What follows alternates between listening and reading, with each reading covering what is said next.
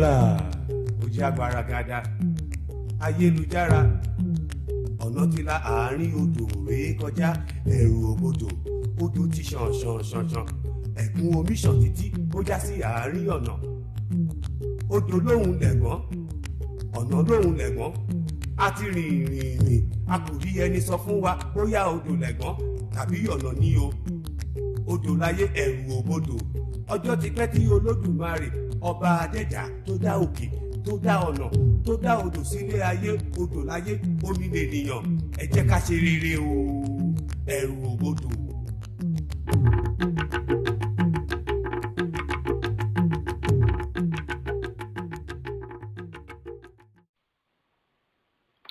Okay, so welcome to another edition of the Abubi Tumikasa discussion series, and we're honored to have Dr. Chukwunyere Kamalu join us for part 2 of his discussion of his book entitled Person, Divinity and Nature.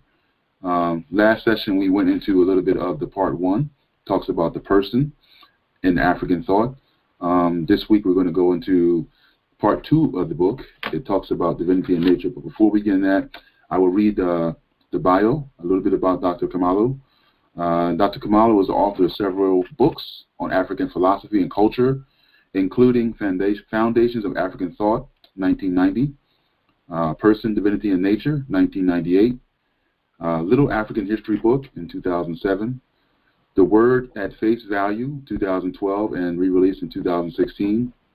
Chukwunyere has taught at the University of Reading, Black Studies and Social Psychology, and the University of the Arts, London, African Philosophy. Chukwunyere is trained research earth scientist and a civil engineer, currently acting since 2012 in a voluntary role of chair of the Society of African Earth Scientists. It's very interesting. He also works in professional capacity as a financial accountant for the past 20 years and as a math and science tutor in African supplementary school since 2014. So with that said, welcome, Dr. Kamalu, back to Bibi Tumikasa. Thank you. Greetings, everybody. So, Dr. Kamalu, I'd like to give you the opportunity to open up in whatever way you see fit in terms of a libation statement or just a general statement. We like to welcome the spirit, the power of the ancestors with us. So I'll allow you to do that on your own. In the name of our ancestors, as we have arrived at our convention safely, so may we return safely to our various destinations.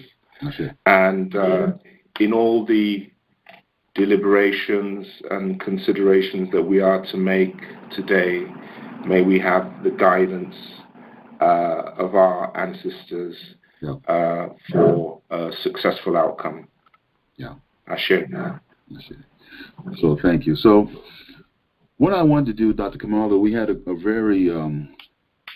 very engaging conversation in our first discussion, and towards the end of the discussion, we had a question that was raised, and it led to a pretty in-depth conversation. And unfortunately, time was not permitted to go deeper into it. But what I wanted to do was open up this session and allow you to address that question. And the question essentially came from Dr. Obadele Kambone from the Institute of African Studies and the University of Ghana.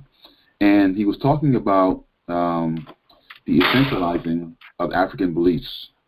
So I wanted to give you a chance to kind of address that in the beginning of this session, if you would. Yeah, thanks for that opportunity. Mm-hmm. Yes, it occurred to me that, when the question came up and after I thought about it after the last meeting, that maybe some of the history of how I came about the title of the book might be relevant to this whole discussion. Because initially, when the book Foundations of African Thought was published, I didn't have full agreement with the publisher as to the title of the book. In fact, I had suggested the title Aspects of African Thought, and the reason being that I didn't want people to have the mistaken impression that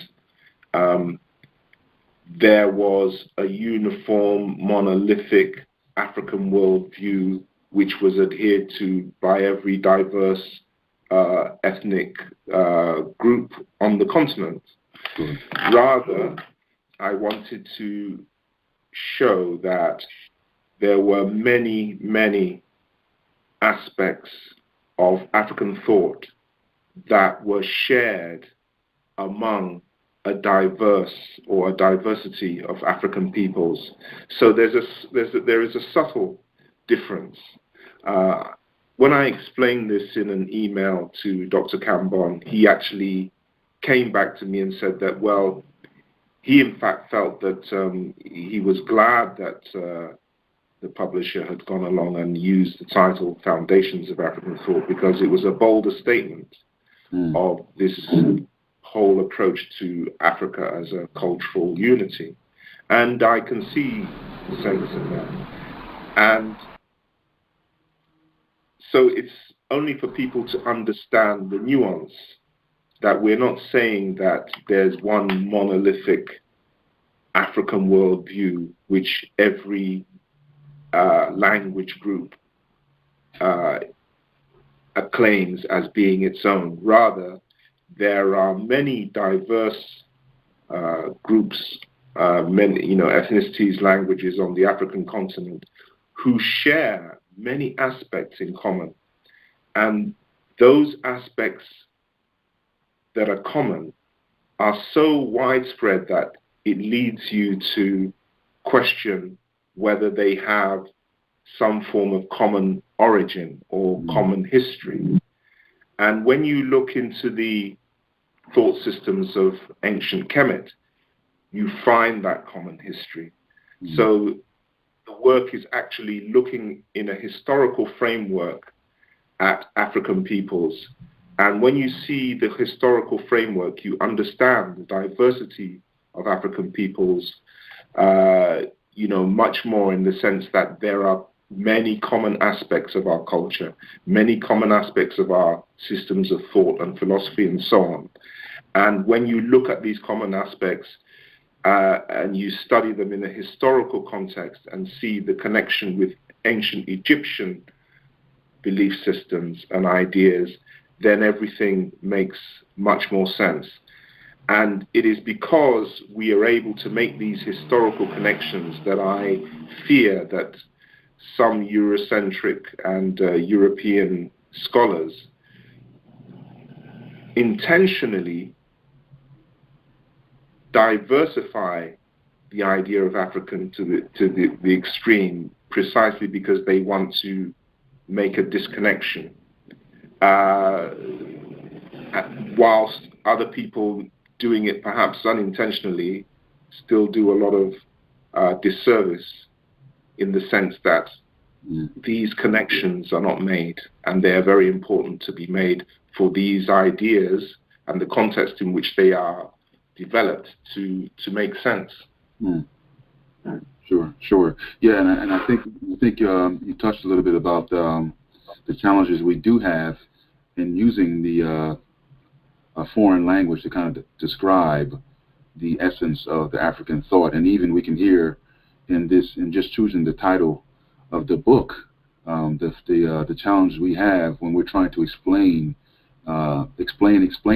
our thoughts, so to speak. Absolutely. And choosing the title, the challenges we run into, obstacles we run into. But I think, to your point, it's very critical that we definitely give the perception that although diverse, there is a unifying cultural, underlying cultural unification. And when we look to Kemet, we can see in Kemet that those unifying principles, so to speak, even in West Africa, South Africa, so to speak, on the continent itself, and even in the diaspora. We talk a little bit about synchronization of Africans in Brazil and Africans in Cuba, Africans in all over the diaspora. We still see, no matter where we are, that underlying cultural unity. So thank you for that. Thank you for that. Yeah. So what I want to do is open up part 2 and just give a brief synopsis of part 2, and then we'll go into the various chapters.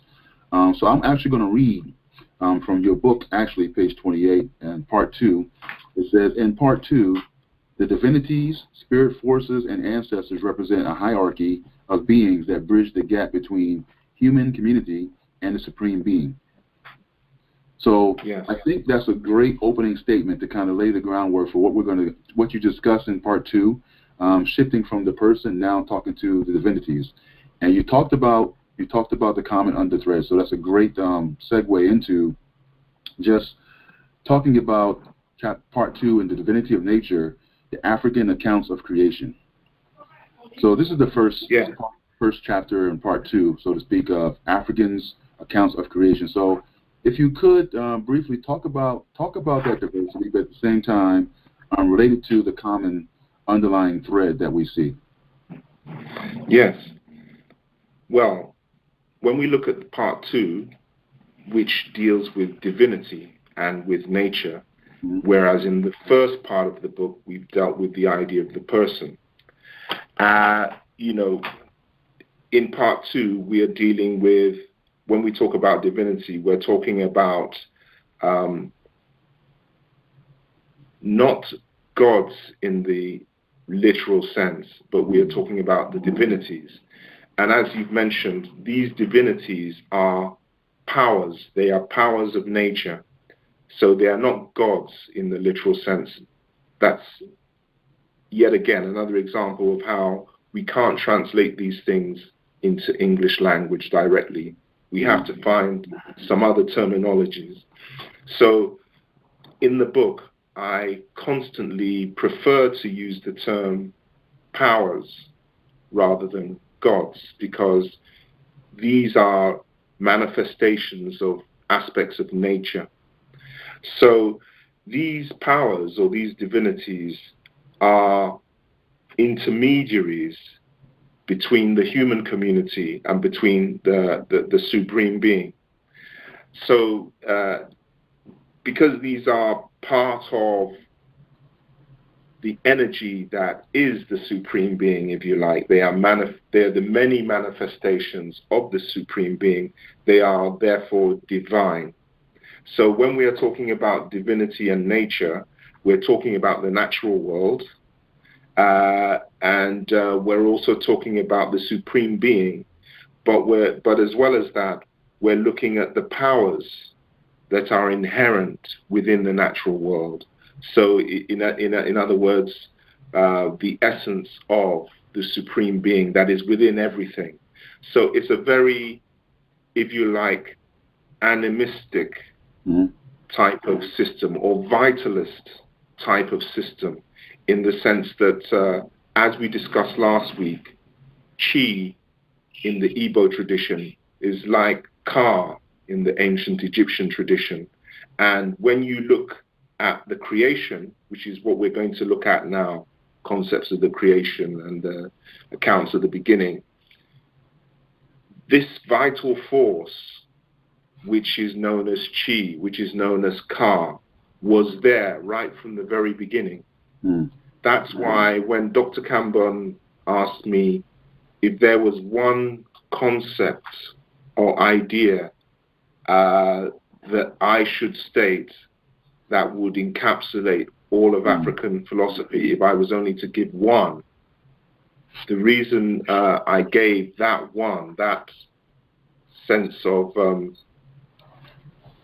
that spark or divinity that is within everything, innate within everything, call it Chi in a traditional African sense, or say, if we're talking about Fon belief systems, the Fon of Benin, or Ka, if we're talking about Kemetic systems, that immanence, that immanent power within everything is the most fundamental concept you could give.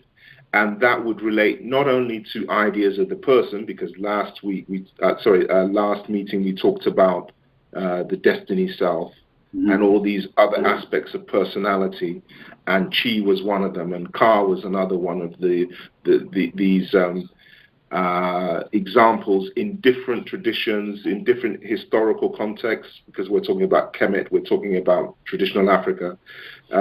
These actually encapsulate the idea of divinity within everything, but also the vital force which is there, which is present right at the beginning of the creation and the beginning of the universe, of the creation of existence. So that leads us, if you like, into then talking about the concepts of creation. Yes. And of course, when you're looking at concepts of creation in the African context, in the book Person, Divinity and Nature, we've looked at it at Africa as a cultural unity historically and geographically. Mm-hmm. And we have given examples of accounts of the creation in different parts of the continent. Sure. And in different times in African history. And although you can say every language group has its different diverse account of the creation, there are certain aspects that you can see that are common. Mm-hmm. Certain fundamental aspects that are common, and they may not be exclusive to African systems of thought. They may be found in other systems of thought.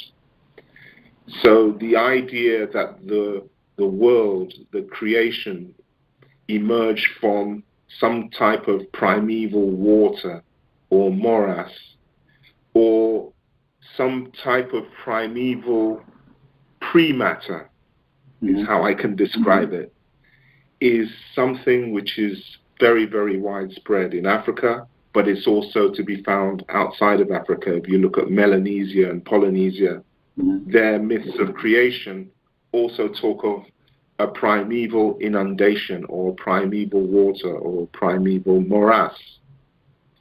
Morass being a mixture of soil and water. Mm-hmm. But these myths or mythologies are to a large extent symbolic of something which is deeper. So through mythology, we are not talking literally about things. We are giving a clue as to the conceptual nature or the philosophy of a people's thinking. So this pre-matter or pre-existing water or primeval water or whatever is sometimes represented as a primeval egg. Mm. And the reason why we talk about this original matter being a potential for everything to exist is because it's unformed, it's uncreated. In fact, Theophile Benga very often in his writing talks about concreated or uncreated. In other words, he's saying that everything came into existence at once. So by that, I think he means concreated. But these are quite subtle differences. But nevertheless, there is a potential for everything to exist. And when you talk about potential, the egg is a symbol of potentiality. Mm. Can people see that? That the egg is something which is in embryonic form. So life, the universe, is in embryonic form in the egg. So the egg, whether we're talking the Dogon egg or the Kemetic ancient Egyptian egg or the egg that we find in other traditional African belief systems like the people from Cameroon, Fali people from Cameroon, or other traditions, this egg is a symbol of potentiality. And the different images that are used of water and so on, again, are still extending this symbolic notion of potentiality or of the universe to be in embryonic form. So these are aspects that are common, and they need to be noted. So that's what we do in Foundations of African Thought. We look at the various creation mythologies, but one of the things that we note, there are what we call common elements. Mm-hmm. So I, in fact, wrote a chapter on common elements of African creation mythologies or African creation accounts. So So this notion of potentiality or water, primeval water, is there very commonly. Another very common element is the notion of the four original ancestors or the four original elements. And we notice this whether we're looking at Kemetic philosophy or whether we're looking at Dogon, whether we're looking at Igbo, whether we're looking at the Cuba of Democratic Republic of Congo, formerly Zaire, and so on. There are these four elements, and they are earth, fire, water, and air. And when you look at the ancient Egyptian texts going back to, say, the Shabaka texts, which are 750 BC, you'll find ample evidence of these four elements. And they are also discussed in the context of the four primeval elements or four primeval ancestors. And these are sometimes represented as, or very often represented as, 8 primeval ancestors. That's because we are talking of 4 male and female pairs. Within the Dogon cosmology, again, they occur 8. And again, they refer to 4 male and female pairs. Within the Igbo cosmology, there are 4 original ancestors. And you do get a sense that the logic that follows of the concept of opposites that you always see, male and female, earth and sky, the invisible world and the visible world, all of these opposites, this logic, this logical pattern, you don't always see sometimes, but you can attribute it, the fact that you don't always see those patterns, sometimes to the encroachment of Christianity. And so if you look at an Igbo example where you have the primeval mother and the primeval father are very comparable, if you like, to the primeval mother and the primeval father of ancient Kemetic philosophy, where you have Ta-Nun and Ta-Nunet. And this primeval pair emerge from the primeval waters on a primeval anthill or termite hill. In ancient Igbo philosophy, this primeval anthill or earth mound is supporting the primeval mother and father, Eri and Namako. So there are these parallels, and you can find them. I've given you one example of comparing Igbo and ancient Kemetic, but you could also look at the Dogon and the Dogon egg. And the Dogon egg is sometimes represented symbolically as a primeval anthill. So you see all these things that they may not be exactly matching every feature of the mythology that is told from place to place. But what you do is that you find that there are elements that are common. And then when you look back to ancient Kemet is like the key that matches everything together, that makes everything interlock. Without ancient Kemet, you could just as well see African mythologies and African accounts and philosophies as being very disparate and disunited. You'll see these elements that are common, but without Kemet, you won't actually understand that they have a common source.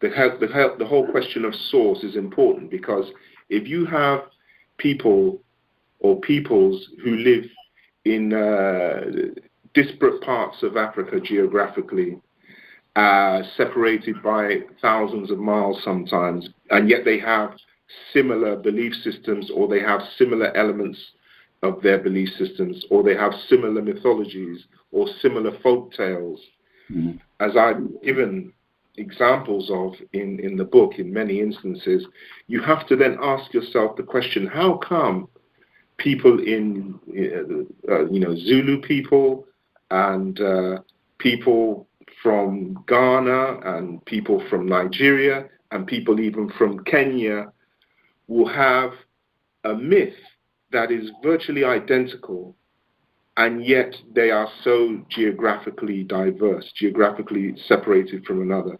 You have to assume that if they have these things in common, they must have received them from a common source. Sure. Otherwise, you would then the alternative hypothesis would have to be that they occurred sporadically in these places, completely by accident and without, which would be an incredible coincidence, because you have to explain how the same tale virtually has cropped up in about 5 different or 6 different places, geographically dispersed, and yet be unrelated to each other, which to me is virtually impossible. So the logical thing is for you to say that there is a connection, and that when you look at Africa historically as a cultural unity, you then see Kemet, and you see Kemet as being the source, or the derivative from which these ideas came. And I think it's part of the. This is definitely part of the challenge or the attack, the intentional attack on Kemet itself, because of what you just said. The unifying factor that Kemet has, not only for the cosmology but for everything, is Absolutely. this is the core. Absolutely. And let me add as well to that. Yeah, let me add as well to that I'm glad that you've mentioned this attack, which is ongoing currently now as we speak. That there are people, but you very often find that the challenges that come to us will not come linguistically, will not come culturally, relating to belief systems, and other. There always comes to some sort of scientific, like DNA or genetic studies or things like that, but they do not actually go to look at things like our links in language, our links in our belief systems. There is no European belief system which holds the same ideas of personality that are shared between traditional African people and Kemetic peoples, and many other instances you can give of belief systems.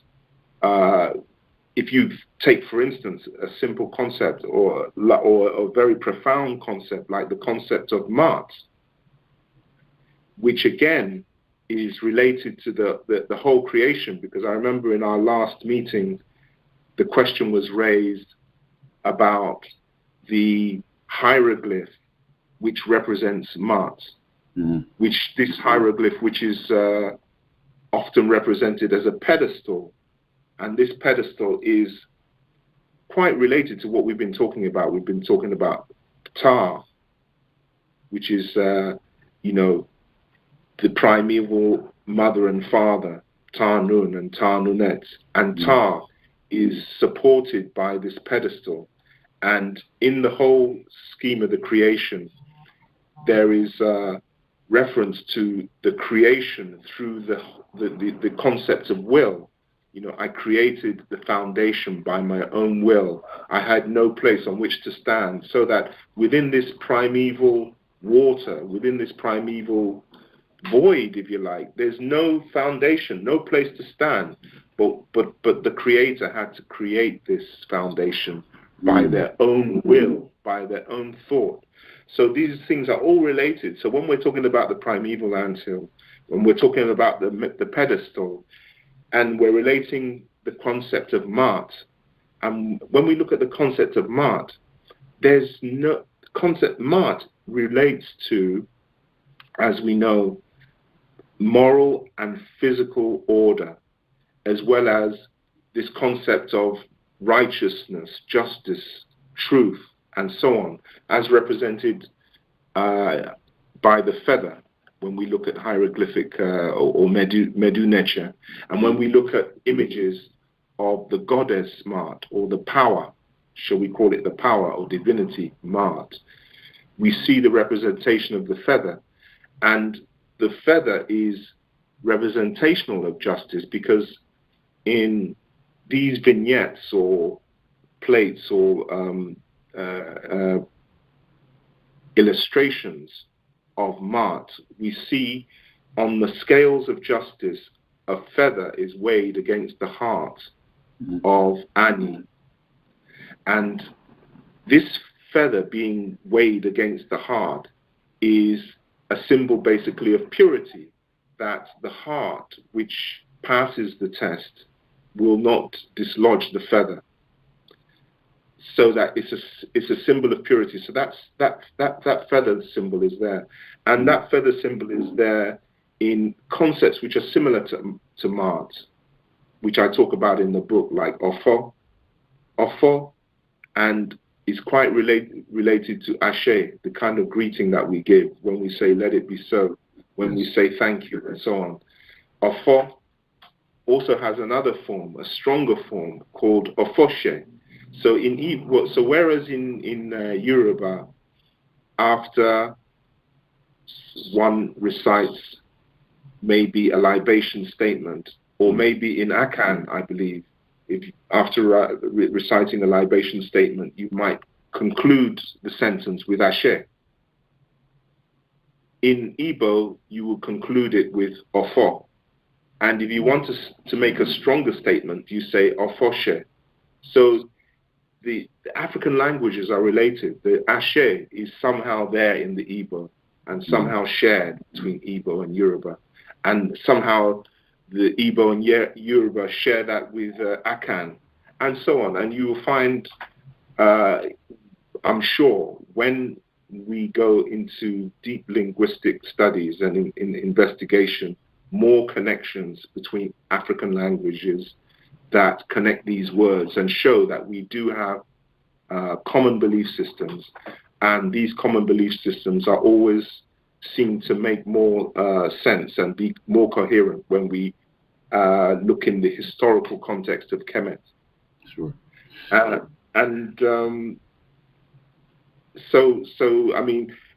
So I've talked about Maat quite extensively, but there's no conception like Maat. There's no conception of a moral order that is also a physical order in a European language, to my knowledge. There's absolutely nothing like that. The Greeks had nothing like that. For the Greeks, it was a totally foreign idea, this concept of Maat. If you read Bertrand Russell's History of Western Philosophy, and you look at the Greek and the Roman ideas of justice, or the Roman idea of justice, he will talk about it as being peculiar, because it's quite plain that they have been exposed to some of the notions of justice of the Africans, of the Kemet people, because they have colonized those people. So through that, they have inherited notions of justice which philosophically are quite alien to Western philosophy. So that's what I say. There's nothing like Maat or Maat in European philosophy, in European conceptions or understandings of the world. There's no conception where a moral order and a physical order are part of the same conception and can be encapsulated in that one word or concept, as we do with Maat.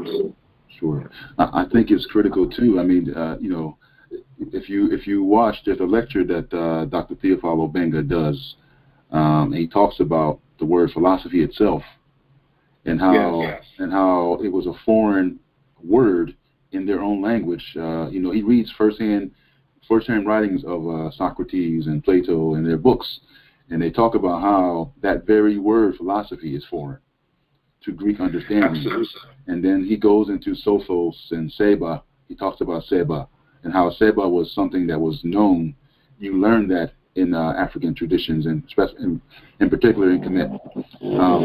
So what I want to do is see if anyone has any questions. We got some great information. If you have any questions, what you can do is type your questions in and I'll relay them.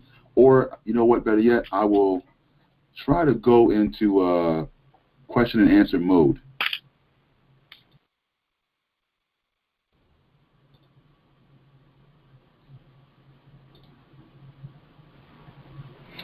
Okay, Dr. Kamalu, are you still with us? Yes, I am still. Yeah, so what I just did, I went into question and answer mode. So if you have a question, you can type it in or alert me, and I'll answer your questions. But I'll continue to go on. The next chapter in part 2 talks a little about, and you talked a little bit about it already, the supreme beings, the divinity, and the spirit forces. And what I wanted to kind of do is kind of give maybe 2 or 3 examples. I think most people on the call, and most people in the diaspora are getting more familiar with Yoruba in terms of the Orisha. And we talk about the Akan. Could you relate, and Igbo, of course, Igbo, could you relate just some of the how it's structured in terms of the intermediaries between the spirit force, the ultimate spirit force, and then that? Yeah. And we also have a question after that coming in. I'll read the question so we can answer that as well in the same breath. The question is from Question Everything. And she said, in relation with the powers or divinities, how are they to be addressed or worshipped? It's a great question. Okay, yeah. Well, the whole question of worship is quite a strong word to use, because these powers are intermediaries between the human community and the supreme being. So, and also, as well as that, there are powers which are inherent within nature, and these powers can be tapped by people who have the knowledge or who have the ability to tap those powers, so that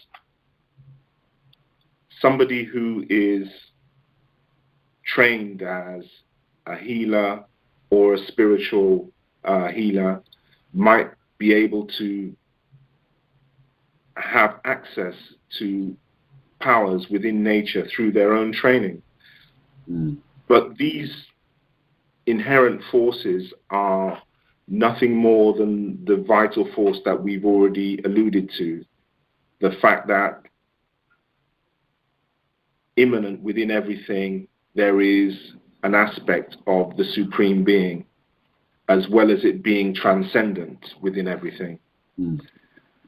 So, in relation to the particular powers are very much related to the powers of nature. So we talk about the powers of nature like the rivers and the water, the power of the sun, the air. So all of these, like the power of lightning, the power of thunder, all of these have their own so-called divinities. So there is Shango, who is divinity of lightning. So it's a representation, a personalization, if you like, of the power of electricity, if you like. So electricity is recognized as a force that can be tapped and that can be used for human advantage. So whether we want to look at it in a very, very specific traditional African context, or whether we want to think of it conceptually in a modern context, I think it's completely valid, because at the end of the day, we are talking about a force which is within nature that can be tapped by somebody who has the knowledge or has the expertise to do so.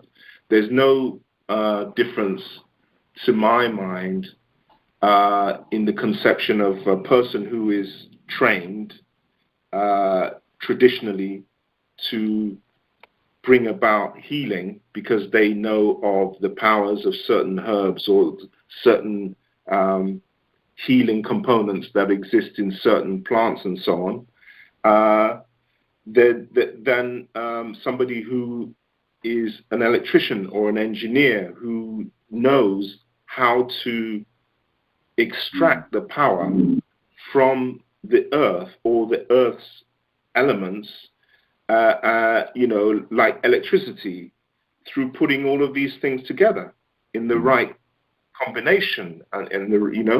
So I see them as equivalent, and I see the logic as the same. And I also see that in the modern era, we have to think of our own African worldview in a context that's relevant in the world that we live in, and that's how I would explain it to somebody who would like to see it in a concrete sense. So, you know, to give the example of these powers, these divinities, you can think about them as concepts that we see in everyday life. So Shango, in Yoruba culture, for instance, represents the lightning bolt. Kamalu, which is my own name, in Igbo culture, represents the power of lightning. And both of them refer to electricity. So it's quite you know, that's a kind of a plain example, which I think everybody would grasp. And you can give other examples like that. You know, there are divinities of rivers, there are divinities of the sun, you know, there are divinities of wind and rain and so on. So that's how personally I see divinity, as in that way. Although, I mean, other people may see it quite differently. Mm. Would you say that the word worship, and again we have the challenge of the language, right? But would you say reverence of the spirit power that's within that particular object? For example, the river. I think there's a kind of respect for the powers of nature. You respect the powers of nature. You respect water and all of these things. They can kill you. But at the same time, you need them. You can't do without them. They're absolutely essential to our survival. But at the same time, they kill us. We need fire to cook, to keep warm, or, you know, in the modern age, to create steam, to power our turbines, to create electricity, and so on. You need all of these things, but at the same time, they can kill you. So there's innate respect for these things, but at the same time, you need them. It's like Fela Kuti once made a song, you know, water no get no enemy. Yes. So water can kill you. It will drown you, but at the same time, you can't do without it. You need it to live. You need it to drink and so on, and to wash and so on. Yeah. So I would say that it's up to the individual. I also believe that when you use or discover African belief systems, you use them for your own good. You use them to improve your own life. So I think that it's not an institutionalized, African belief systems are not institutionalized religions where you are dictated to by some sort of scripture that you must do this and you must follow that, and if you're not following that, you're not a devotee, or you're not, you know, or whatever. So I think it's really personal. It's down to the individual, and I think that is what, for me, is more attractive about African belief systems. That it's not an institutionalized, you know, religious dogma. Absolutely. Yeah, we had a comment to your statements that those trained in particular powers and those born with those powers as part of their makeup. And we hear the stories about how somebody is, for lack of a better term, chosen to be that diviner or that healer or something like that. So when we read that definitely in your book of how the differences are made in each particular system. But here yet we still find that cultural unity throughout the continent, that there is a process to go about it. Now they might do it different, but there is a process. It's not that the person wants to be this. I want to be Kompo. No, there's a process, and it's in every tradition we see this same kind of process you have to go through. Before we move to the next segment, next chapter, actually, there's one particular one in this particular chapter that I wanted to kind of highlight because I think it's going to be very relevant to diasporic Africans who are just now coming into understanding African beliefs, and that is the segment. It's entitled "The Monotheism, Polytheism, and Pantheism." Could you briefly explain this from an African concept and how it can be one and it could be 1, 2, or 1, 3, or it could be all of them together?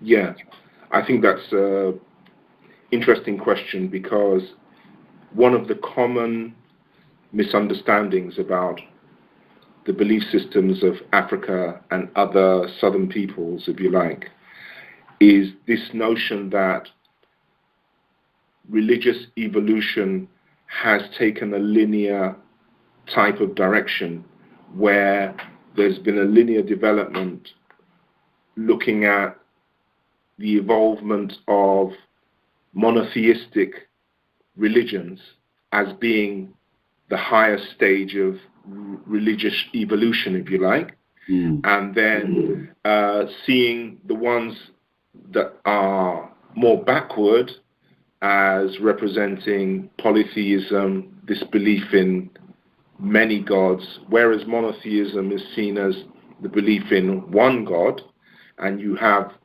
the great monotheistic faiths like Islam, Christianity, Judaism as examples of that, then come, in a sense, as seen by most people historically and European writers especially, seeing that there's a hierarchy in religious evolution, so that polytheistic people, or people who see or refer to many gods or divinities, are therefore less advanced than those people who refer to monotheism. And then again, you have right at the bottom of the ladder those people who are animistic. In other words, they're looking at the supreme being as existing within everything, so that in a way people will see it as pantheistic. That is, everything includes God, or everything is God, or God is one with everything.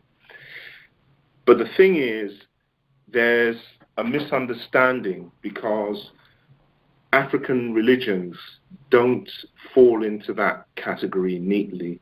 What they have is a system where pantheism or animism, polytheism, and monotheism all operate within the same system, because, if you like, the divinities which are closely related to nature and aspects of nature are, like one writer described, like a cabinet in which the supreme being is the head, so that they represent different aspects.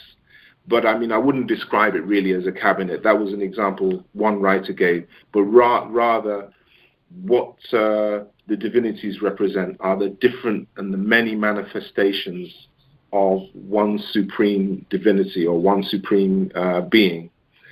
And then pantheism is also part of that system, because within that system there is the belief that the spark of the supreme being exists within everything, within every material object, within every person, and so on.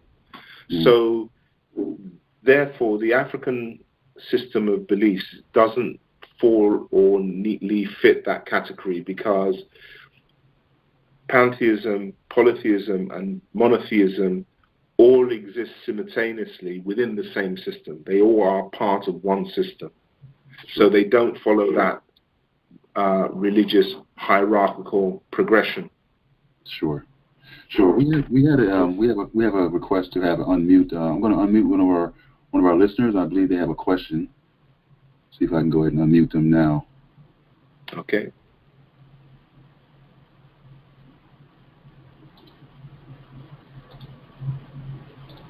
I'm trying to unmute.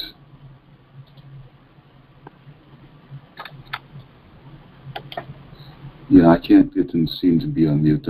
So Caller, if you have a question, go ahead and type it in the chat box, and I'll get to you.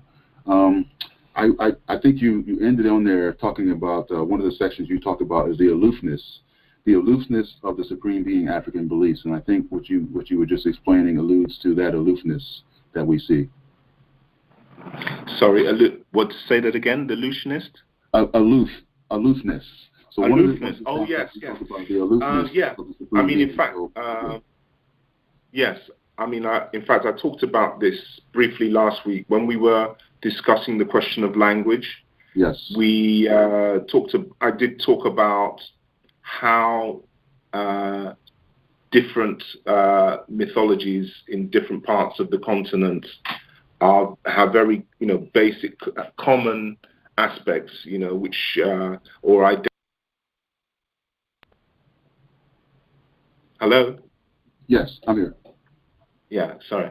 Yeah, so it's very rare if you go to Africa to find shrines or statues or paintings or art objects or anything which has a direct reference to God or supreme or a supreme being. In fact, you just don't find it. And so in African belief systems, that's why I say that the supreme being is very much aloof. And a clue to this aloofness, it can be seen in the names that Africans give for the supreme being. Very often these names have the term which means hidden, or for instance, if you Amun, the ancient Egyptian terminology for the supreme being, means exactly hidden. So, and when you ask, well, why hidden, you get a better clue when you look at the mythology of Africa. Because if you look at myths, as I gave an example last session from the Ashanti, or from the Igbo, or from the Gikuyu in Kenya, or from South Africa, you find that there's a widespread mythology which explains that God or the supreme being was once close to his or her creation, to the world, to the physical world, but then withdrew away from the physical world. So there is a parting in African belief systems of the visible world from the invisible world, of heaven from earth, of God from the world, if you like.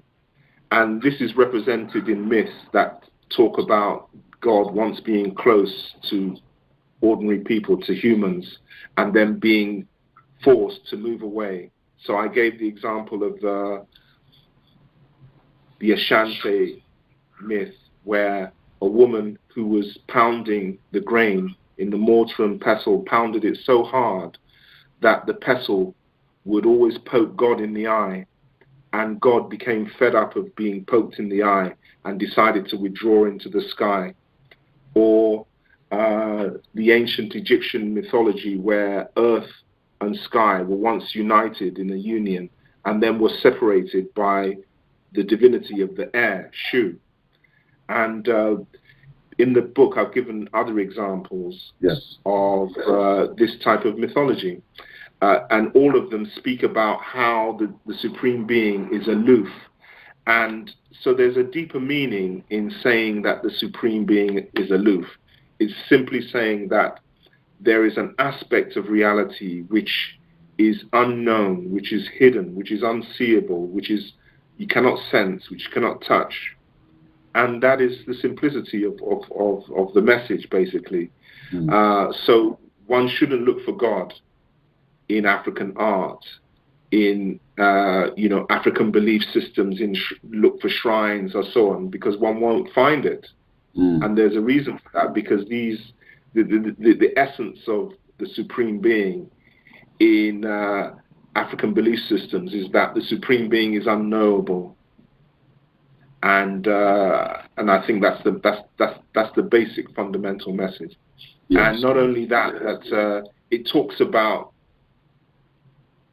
in a way, the epistemology of African philosophy. In other words, the kinds of things that we are able to know and not able to know. It talks about that fundamentally, that there are things, that there is knowledge which is real, but which at the same time is not accessible to us. Excellent. That's excellent. So I'm going to try to unmute this other caller. I cannot unmute him. If you still have a question, you can go ahead and type in. There's a little window at the top. You can type your question. I want to make sure I get your questions answered. So the next chapter of the book deals with earth and land in African thought and practice. And I think what we've been talking about so far in terms of libation, especially libation, there was a presentation done by Dr. Kambone. He was interviewed by another brother on Zoe TV. I don't know if you saw that. And they talked about the whole notion of what libation actually is. It's called the opening, for lack of a better term, opening the way. And, we understand libations to mean one thing, but there's a deeper meaning when it comes to just the earth and the land. And we see the libations poured in Kemet. We see the libations poured in Africa, all over throughout Africa. And just that one concept of libation, you can get a deep understanding of just what the relationship that humans have to the spirit forces you talk about and to the earth itself through water or whatever means you choose to pour libations on. But I wanted to talk a little bit about earth and land, and then kind of relate to the ramifications that we see today of us not paying attention to these ancient rituals or even our current rituals, and the impact we see on the land today with our swamps being dirty and our land being polluted and all the things that are going on in the world, if you could. Yeah, sure. Thanks for that. Yeah, I can relate all this to the notion that African people have generally of the continuity of existence. When I talk about the continuity of existence, I mean that the human community is seen as being more than just the living who are on this planet. The human community consists of the ancestors who are departed. The human community also consists of those who are yet to be born, who are yet to appear within this realm of existence. So when one looks at this human community, which involves not only those who are seen and heard and so on, but those who are unseen and unheard. So not only do we have the living, we also have the dead, or the ancestors and the unborn. And there is a cycle of life from one realm of the where we're living on Earth. We're moving to the next realm of ancestorhood, and then from that realm of ancestorhood, which is very close to the world of the unborn, we then again regenerated from the world of the unborn into the world of the living, and then we have this eternal cycle of the human continuity, the continuity of the human community. And when we look at that eternal cycle, there is an inevitable logical outcome of all of that, which is that the earth on which we live in is one in which the living who are here are only the custodians of the earth. We are only here for a limited time, and in that time, we must be custodians of the earth for our future generations, for our children, and for our children's children. And so the whole goal of life is literally continuity, that we are responsible parents so that our children may also thrive and become responsible parents for their children, and so on, ad infinitum. And this means that there's a moral responsibility and an ecological responsibility. And the ancestors are very much seen as having a kind of authority on another plane, where their great concern is for their offspring to ensure this continuity, so that when we look at reality in this way, we realize that we have a responsibility to leave the earth in a fit condition for the next generation, which means that ecologically we are responsible. We're responsible for the state in which we leave the earth and in which we leave our ecosystem. So this all relates to how we have respect for the land, and there are many indigenous African methods of cultivating the land and ensuring that the land is revitalized and regenerated, and ensuring that the fertility and the productivity of the soil is maintained. And these are all quite ancient, what I would call engineering and scientific methods which have been retained within African agricultural practices, so that there is great care in hoeing and ploughing and so on, and the implements that are used are such that they do not cause too much damage to the soil. And the types of methods that we use to plant our crops, there are so many different varieties of methods which are designed to retain the fertility of the soil. And we retain the fertility of the soil by ensuring that it retains moisture and that it retains nutrients, and that at the same time it's given enough space to revitalize itself and to regenerate itself.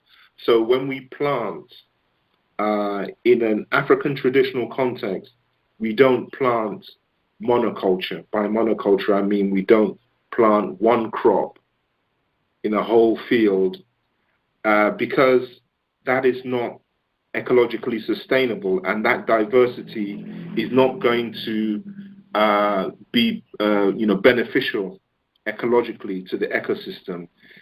For example, when you plant one crop in a whole field, that means that you harvest all the crops on that field at one time of the year, and then for the rest of the year, the soil of that field is totally unprotected from rainfall, from sun, and so on. So what it does is to deplete the soil of its nutrients. It washes out, it leaches out the nutrients, and because all land and all water eventually goes to the sea, that what this does is to erode the soil, to eventually degrade the soil.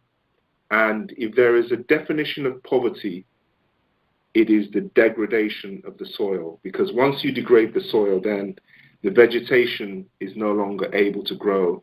And when the vegetation is no longer able to grow and you start to move into desertification, then the rains, which are created through evaporation, are no longer able to fall, and so on and so on and so on. So this whole question of ecology is very much related to our continuity of the human community, because through the continuity of the human community, we see that we have ecological responsibility to be custodians of the earth for future generations. And in the book, I've given many examples of methods that Africans use to maintain the fertility of the soil and to prevent the land from being degraded and to regenerate the soil. Like before colonial times, and even during colonial times, we maintained the systems of what we call shifting cultivation, so that we don't plant crops year on year on year in one land or one area of land without having a break. You can plant crops for say 5 years, and then you may leave that area and move to another area and plant crops in another area of the field, so that that area of the field where you were cultivating, you leave that to lie fallow. By lying fallow, I mean you just allow the vegetation to grow wild and so on, so that the soil is allowed to regenerate itself. So that if you keep shifting from one place to another, you allow the soil to regenerate. The soil is therefore not exhausted of its nutrients and so on. And in that way, we're able to maintain the fertility of our soil. And that's what has happened in Africa over generations. But with colonial encroachment, what we've seen is that the whole systems of shifting cultivation have been destroyed in Africa. And, you know, my mother even used to tell me stories of how when she was a girl, you know, a child in Africa, in Nigeria, the land which my family had in Owerri in southern Nigeria was confiscated by the British colonial authorities simply because it was lying fallow. When I say lying fallow, it was just left to grow wild because it was left to regenerate. But the clever British authorities made a ruling that if land was not being used, that is cultivated, then it would be confiscated by the crown. It would be confiscated by the British government. And that's what happened. So a lot of people lost land, a lot of families lost land simply because they were operating a system of shifting cultivation. So they would only be able to cultivate one area of land at a time, and then in line with their tradition, they would leave areas of land fallow, and those fallow lands would be confiscated. So this happened in Nigeria, it happened in Kenya, in fact it happened probably throughout the entire continent. You know, so these are the kind of colonial encroachments which destroyed African systems of you know, agriculture. And basically have led to partly to the situation we find ourselves in now. Yeah, there was a documentary that was shown in the African Institute of Studies, and I can barely remember the name of it. There was a couple of documentaries that kind of relate to this topic. One of them was The Man Who Saved the Desert, and I believe it was in Kenya, where he reverted back to this traditional cultural way of cultivating the land, and basically I tell you who it was. It was in Burkina Faso. In fact, one was in Eritrea, and another one was in Burkina Faso. The man who stopped the desert, I think, is referring to Yakubu Sawadogo. Yes. Yakubu Sawadogo, based in Burkina Faso in West Africa. And basically he is, I would say, an agroecological genius, so much that scientists, so-called scientists from other parts of the world would travel to Burkina Faso to see how come he was able to regenerate a supposedly arid and degraded area of land and turn it into an oasis, a fertile oasis, through using purely traditional methods, and some traditional methods which he adapted and improved to improve the yields that he was getting from crops. So he used planting pits and check dams and a lot of tree planting, what they called farmer-managed regeneration, whereby he realized that there are kind of forests, underground forests, which can be enabled to revitalize and regenerate by simply the way that you cut the stems from the young trees, that if you cut the stems of the young trees along the stem and left the top shoots, the top leaves, what happens is that all the energy that was taken up by the plant would go to performing photosynthesis in the top leaves, and there would be less energy needed to fuel the growth of the leaves that had been cut. So it made the trees grow much faster and much quicker. The trunks grew much stronger. So it was a way of quickly regenerating forests, which worked in Burkina Faso and also in Eritrea. There was another guy called Abahawe in Ethiopia and Eritrea, who also was similarly, and I would call he was a conservation scientist, just like Sawadogo. He was basically a scientist, but his knowledge is purely traditional knowledge, in the sense that he knew all these traditional methods, like planting, pit planting, and so on. He knew these ways of retaining the nutrients and the moisture in the soil, and also he also knew the value of planting trees to maintain the integrity of the local ecology, and to maintain the water levels and the water table, and so on. So yeah, I mean, thank you for raising those examples. But yes, I mean, I'm quite familiar with those examples. Yeah. Well, we had the question come from one of the callers. Actually, it's a statement and question. I think you addressed a little bit of the question in terms of exactly what happened to the land, what happened to the cultural practices, and so essentially it says that India, Ghana, Nigeria share a common colonizer in the British. Yet we see that the Indians have successfully shielded their traditional religion from Christian missionaries. Any ideas why we have adopted Christianity, other form of religion, at a faster rate than the Indians? And I think you alluded to the practice of the colonizers and their methods. Any brief comment on that?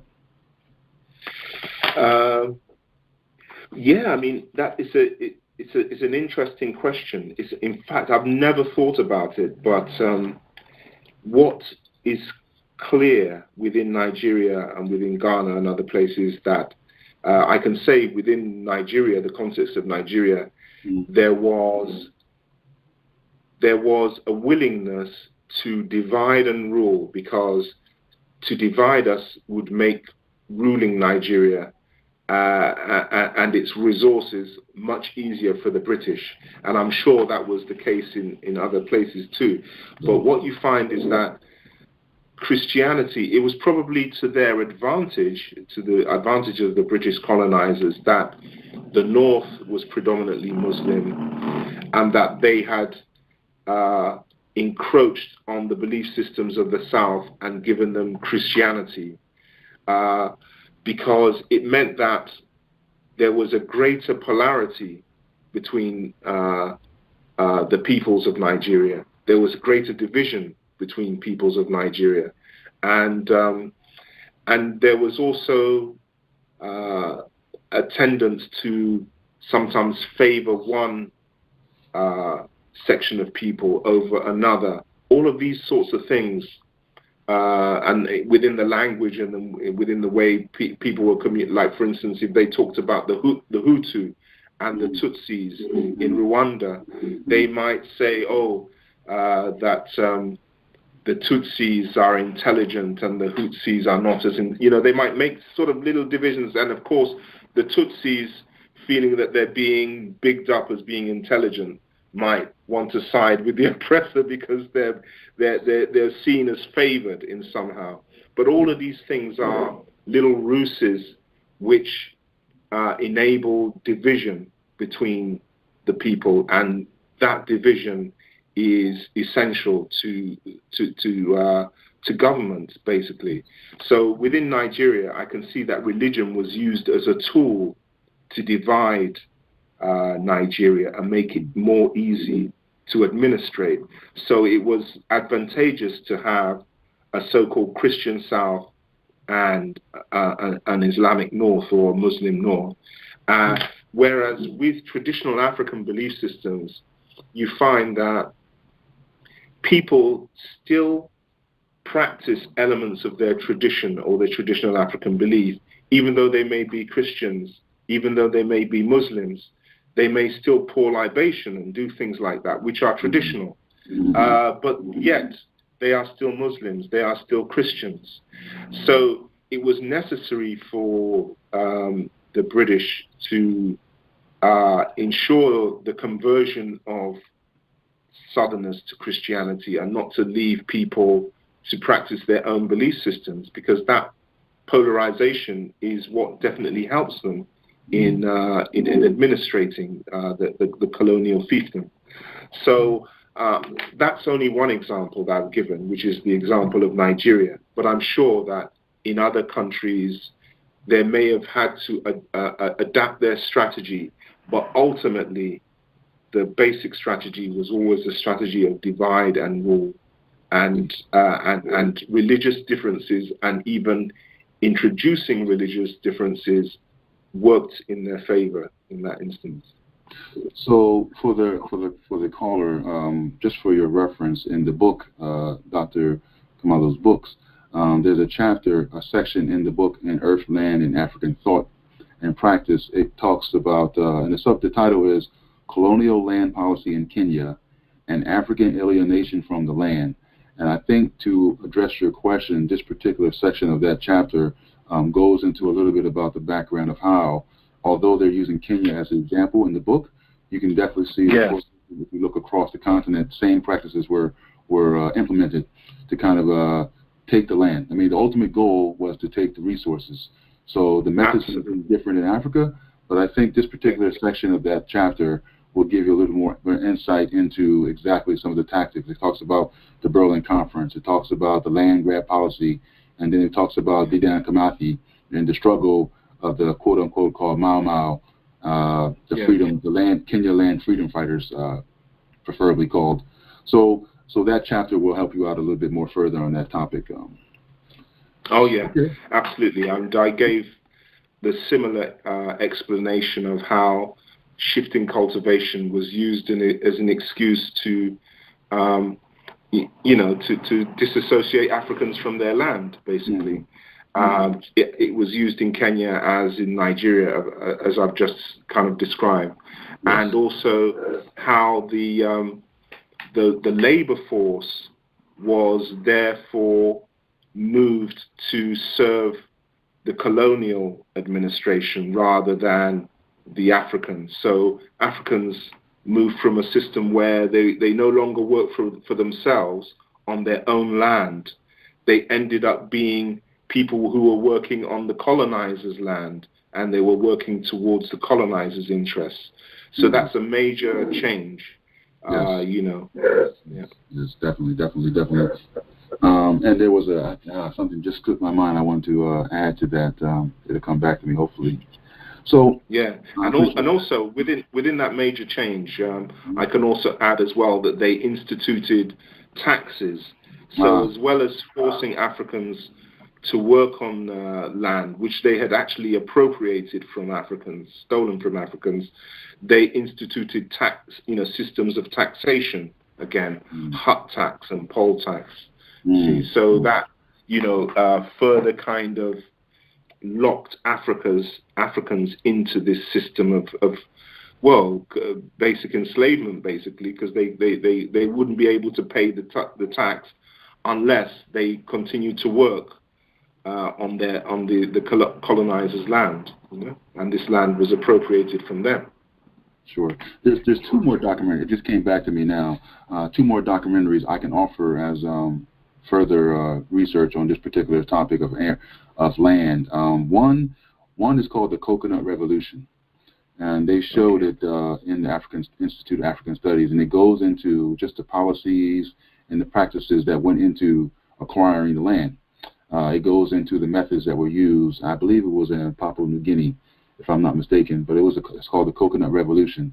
The other one is the other documentary that's relevant to this topic is not really talking about so much the spiritual or cultural connection, but just the land itself in particular. And it was about the Mully. There's a document called Mully. Yes, and it goes into Mully, how he was able to transform, I believe it's in Kenya again, he was able to transform the land using cultural practices that he had that was part of him, and he transformed the whole community. It's a very good documentary. So one's called Mully.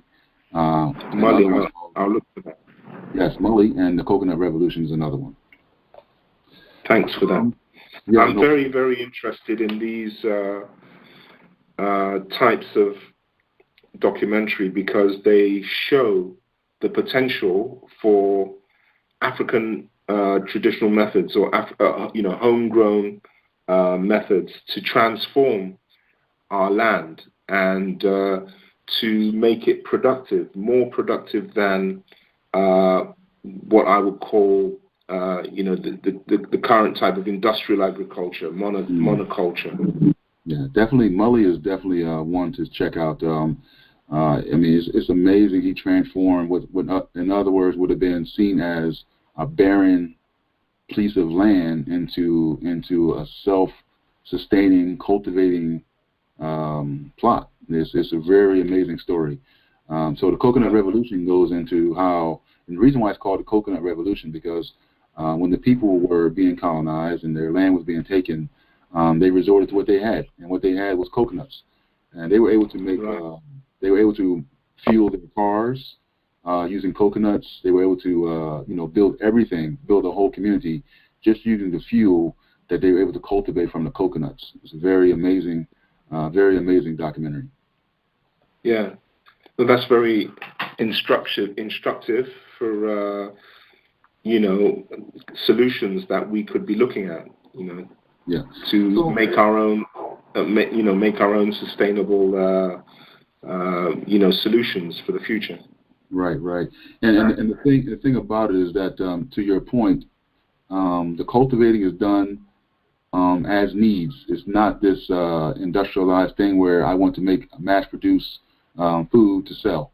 The notion of doing that for capitalist gains is not there, and you see the true essence of growing for sustainability. As the ultimate goal, which is something we tie back into, the relating to the earth itself, because you have to pass it on for the next generation in this whole human community of ancestors and the living and the unborn. You want to make sure that you don't want to grow everything. So it ties back into the topic at hand perfectly. Yes, I mean, you can contrast that with the modern world in which we live, where the European world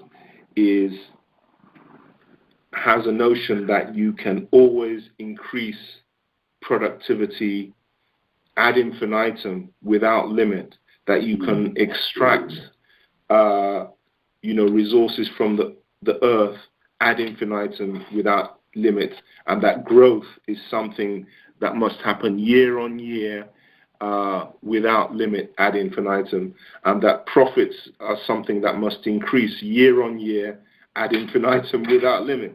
So that obviously is a completely unsustainable model, because what you see is that the earth and its ecosystem become completely out of sync with human consumption. And by human consumption, I'm predominantly talking about the consumption of the industrial north, whereby there's an overconsumption which is no longer in sync with what the earth and its ecosystem can sustain. And African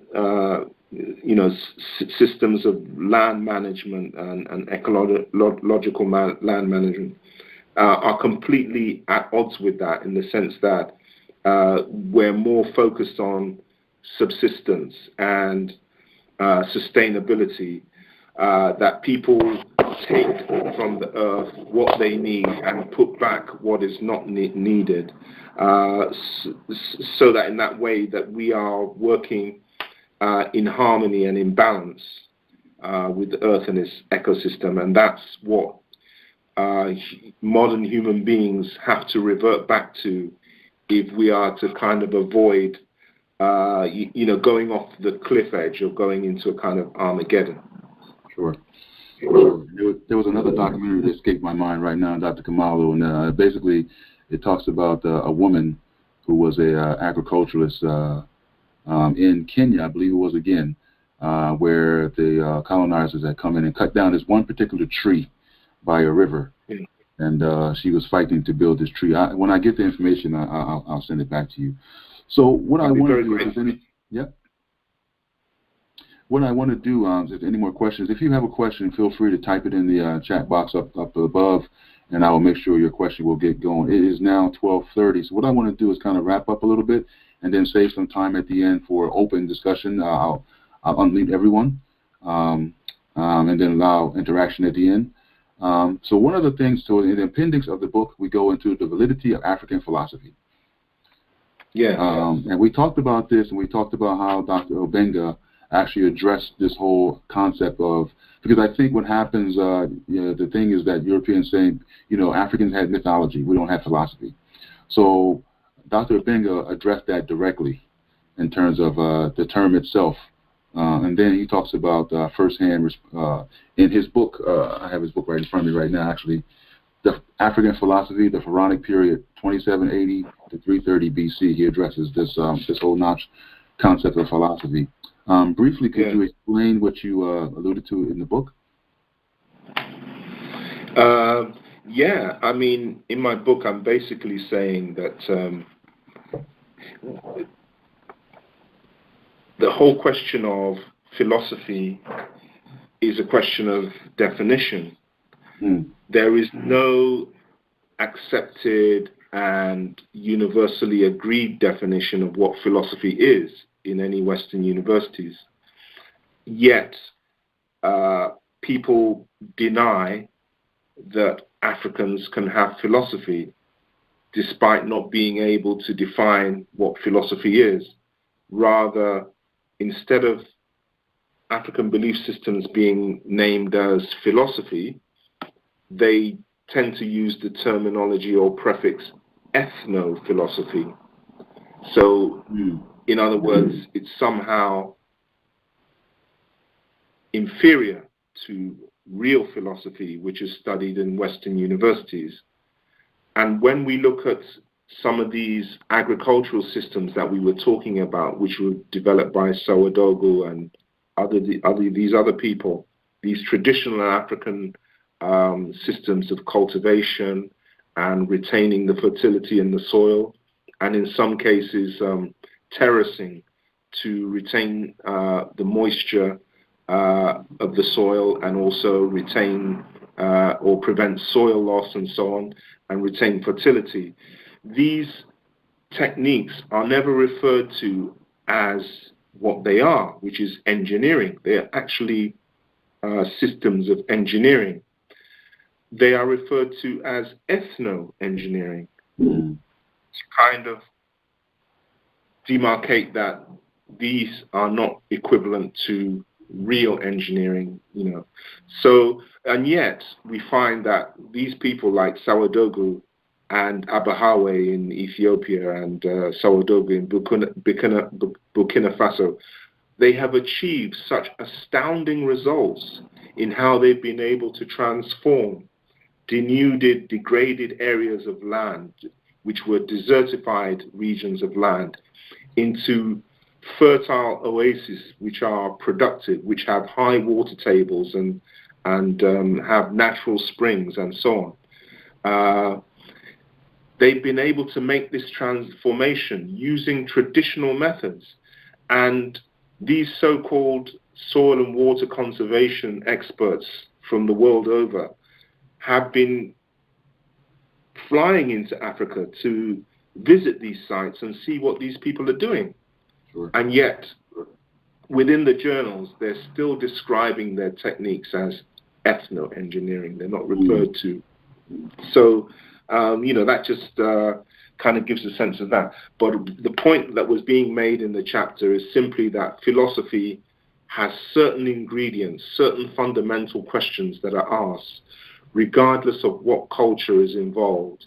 We refer to questions of the origins of the beginning of the world. We refer to the questions of the existence or the non-existence of a supreme being or divinity. We refer to ontology, the type of beings and things which exist in the world. We refer to epistemology, the type of knowledge that is possible. All of these things are dealt with by African belief systems. And in that vein, it is valid to talk about African philosophy. But I put this whole discussion right at the back of the book in an appendix, because there is a tendency in Western academia that whenever a person writes a book about African religions or belief systems or so on, they must first justify why it should be called philosophy, and in fact spend the whole book justifying that it is or is not philosophy, and not deal at all with the actual belief systems themselves. So what I set myself as a task in Person, Divinity and Nature is to bypass this whole discussion of whether African philosophy is philosophy or not, or whether African belief systems constitute philosophy or not, and instead go straight to the actual beliefs themselves and study those and gain the benefit of studying those without being diverted or distracted by this discussion. And of course, I also mentioned that, Obenga himself has dealt with the problem right at the very root by showing that the very word philosophy has its roots in ancient Kemet. Yes, you also offer a couple more of the discussions around this term and the thoughts. You offer Dankwa in the Akan doctrine of God. You put some of the critiques, I guess, from the other side by, I can't pronounce the name. Ruka, Odera Ruka, so on, yes. Yeah, so there's a lot of information here about some of the, like you said, the attempts to try to, to put philosophy in a certain way and then kind of own the definition of it and then say everybody else either falls in this definition or outside of it. And if you fall outside of it, you're ethnical. Absolutely. There's a definite school of thought which seems to want to emphasize that what we term philosophy is exclusively studied in Western universities, and anything outside of that is not philosophy. It's ethno-philosophy, not actually real philosophy. Sure. So for those on the call, it's a very good appendix in the book. I actually welcomed this particular subject being in the back of the book because, like you said, you tend to have books like this that come out, and you spend most of the time reading, what is not and trying to defend something. Absolutely. Actually learning the principles first, and then you have a better understanding of, what I learned in the first two chapters. That is what we term, for lack of a better term, philosophy. So there's no question about it. Absolutely, because to me it seems what the outcome of the whole debate and what the final result is that African people never get to learn anything about philosophy or never get to entertain the idea that there can be any such thing as African philosophy, because the whole debate is dominated by whether or not there is or is not African philosophy. So it's a kind of it's comical, really, and it's kind of tragic how I've seen so many African scholars who may have gone to university and studied to research level in philosophy and been forced into this dialogue, which is, in the end, is totally useless to us. It has no value to us. Sure. And, one other thing from Obenga I remember from this conversation, which just ties it directly into your book, is that he said that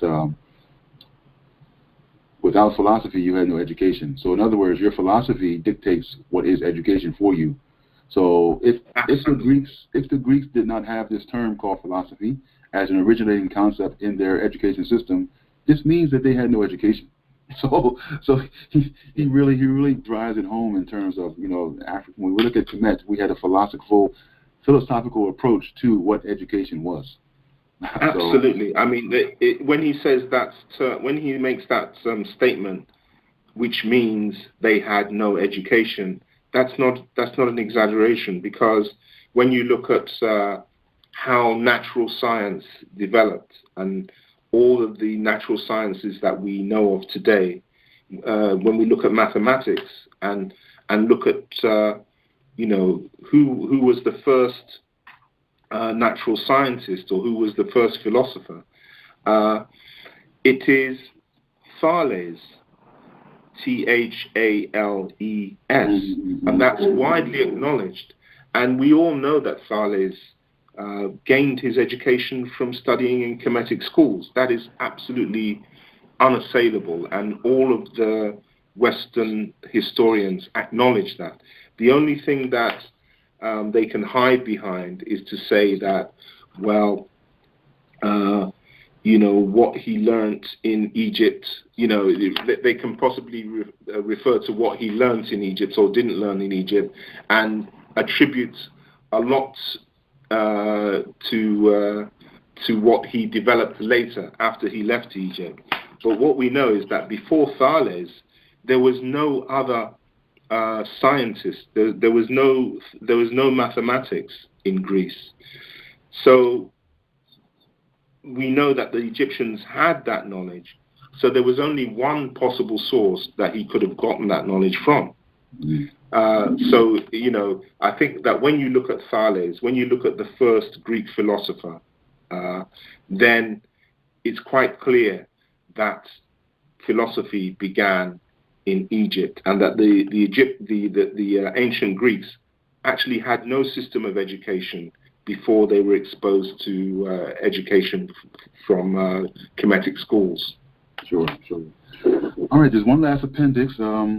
At about 15 of, I'll stop here and I'll kind of unmute everybody and just have a free-flow conversation. There's one last appendix, and it's the animism as a modern belief system. And I think from all we've discussed, we can kind of get a sense of just what that means for us. Yes. Because what I wanted to ask is, what should we look for as African people in this belief systems, and for solutions to what we're facing today? Anything from, like we talked about, the agricultural to the political to the we oftentimes talk about, Dr. Kambon always says Maat, and we say Maat, the current state of Africa today is we're out of balance. And if we understand Maat to be balanced, what are some of the things we have to do to bring it back within Maat? So I'll stop there, and then about 10 minutes I'll open up for questions for the floor, and then we'll close it. Yeah. Well, I mean, I think going back to our, ancient modern belief systems, there is the challenge of bringing everything that we know into the context in which we currently live, and making it relevant to the context in which we currently live. Mm-hmm. And what we can see is that because African belief systems as a whole, when we look at the common aspects of African belief systems, and when we're able to relate them to what came before in Kemet, we can see that we have a knowledge system, if you like, that is consistent with what the reality that we know, the reality that we understand. Whether we're talking about modern theories of the origin of the universe, or whether we're talking about the anatomy of human beings, as the Dogon clearly have such deep knowledge of, or whether we're talking about the psychology of the person, and how do we treat people to ensure that we maintain mental health, and we've looked at the conceptions of personality and so on. There are all these various areas of our life which can be shown to already have been treated and investigated by African belief systems. And I think when we look at the way in which they've already been investigated, we can gain a lot we can enrich the models of reality that we have, the models that we apply to psychology, to philosophy and science and so on. We can enrich those models by having an African viewpoint on reality.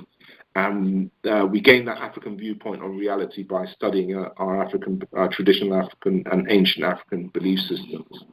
So I think that there's great value in going back and taking what we can from those systems and applying it to our reality. So I've talked about, the science and philosophy.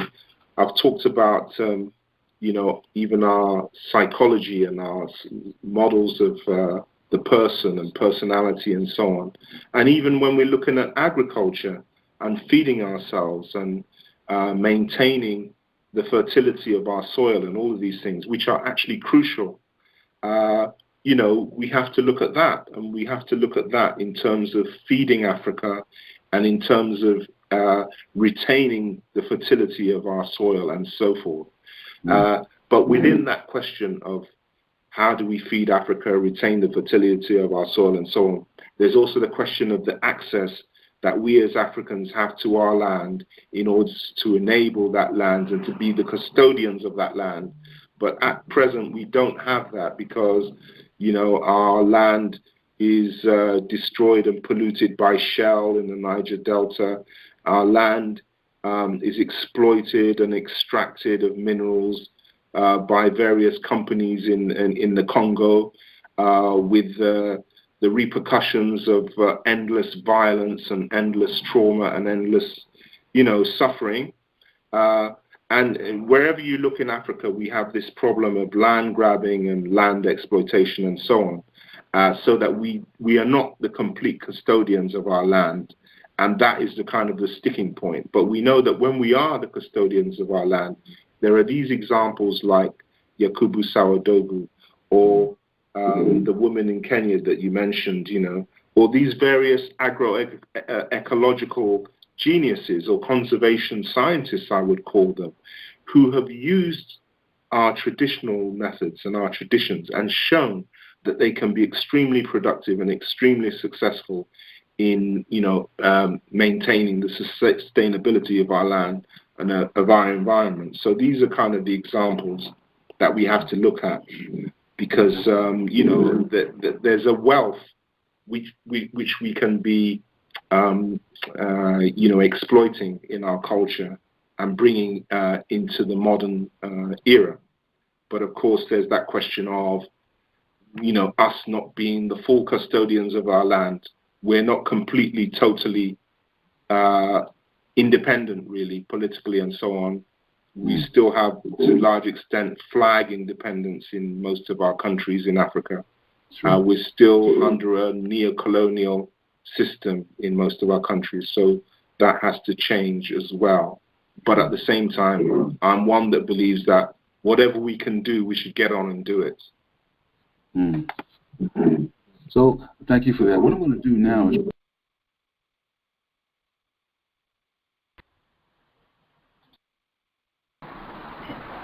Hello?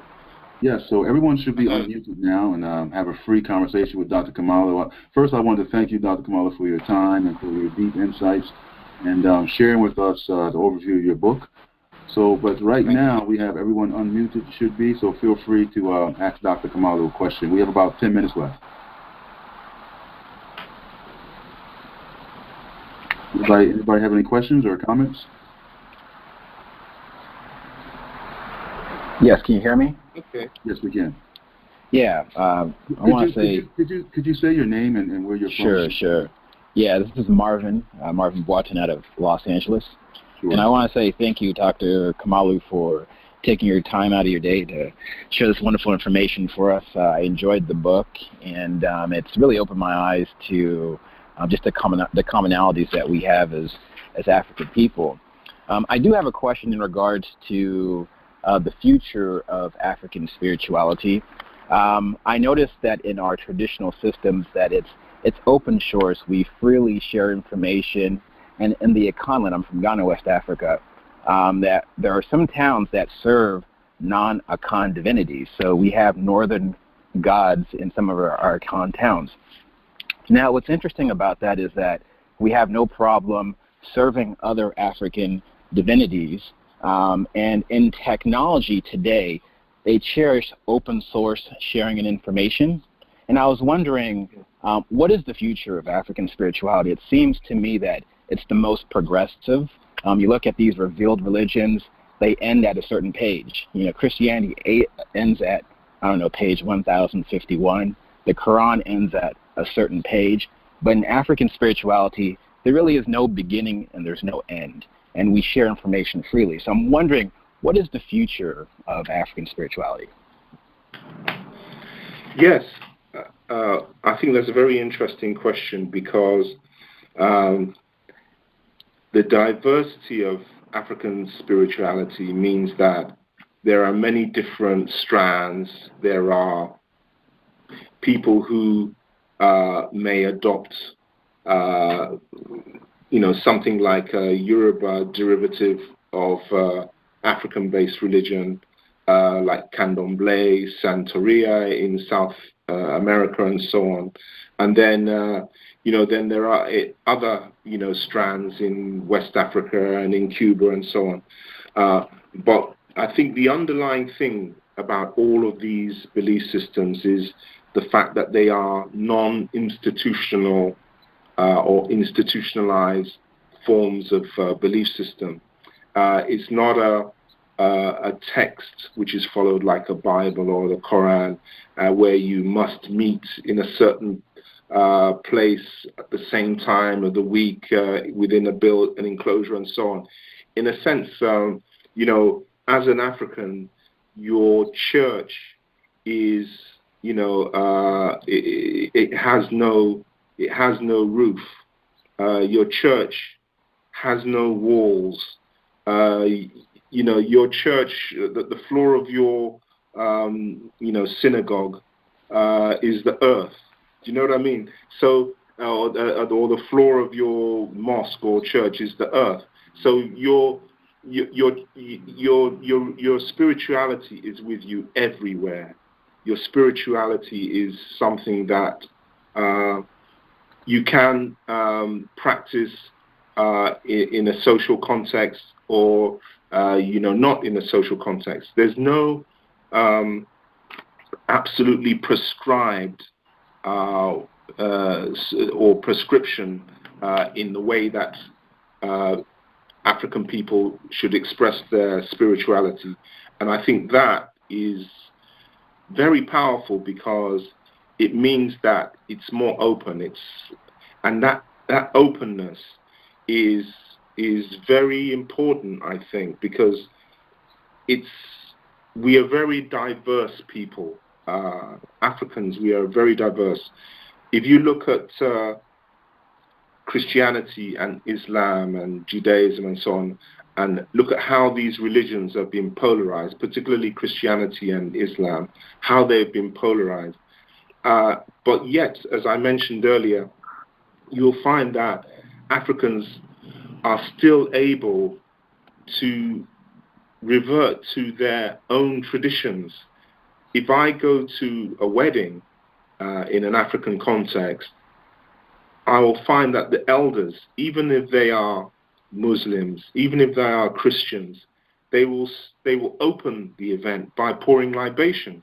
So libation is probably the most fundamental and the oldest ritual that we have retained in Africa, right from ancient times, back to Kemet and so on. Yet we still retain this, and it's still a way that we bring the ancestors and call for their guidance, in whatever we do. So whether it's a marriage, whether it's a birth ceremony, whatever, all of the kind of cycles of life, or all of the stages of our life process, we mark these occasions using ancestral guidance.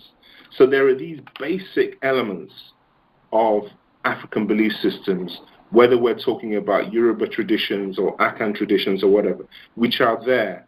And I think that because African belief systems, our belief systems are not institutionalized, it does mean it is open, and it does mean that there is the door is open also for African people to accept their own belief systems in a way that is harmonious personally and individually.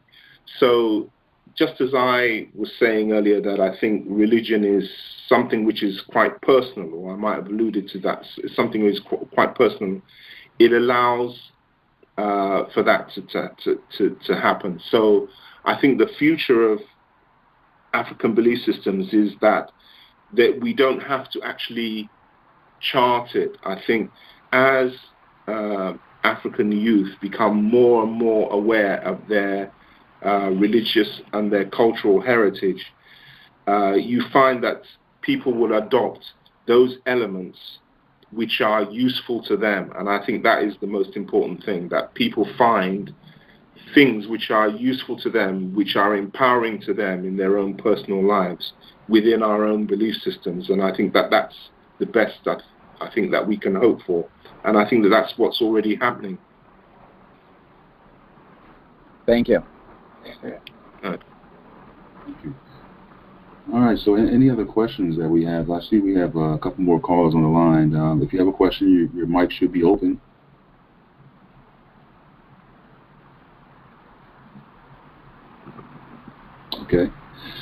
Okay, well, it looks like we have no more questions. So Dr. Kamalu, once again, I think I can say without hesitancy, the family here at Abibi Tumikasa, we are very honored to have you come and share your book and share your insights with us. We're truly honored.